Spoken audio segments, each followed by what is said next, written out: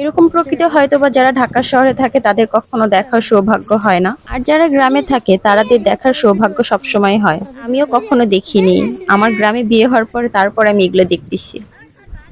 আমাদের এই গ্রামটা সত্যি অনেক অসাধারণ। দেখো এই দৃশ্যটা কত সুন্দর লাগতেছে। আমি চেষ্টা করতেছি প্রত্যেকটা মুহূর্ত তোমাদের সাথে দেখানোর জন্য।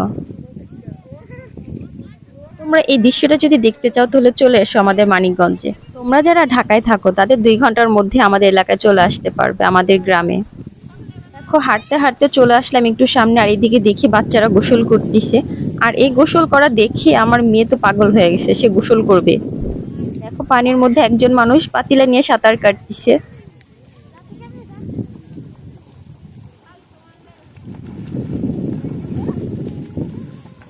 তোমরা যারা সাঁতার পারো না তারা এইখানে এসে সাঁতার শিখতে পারবা।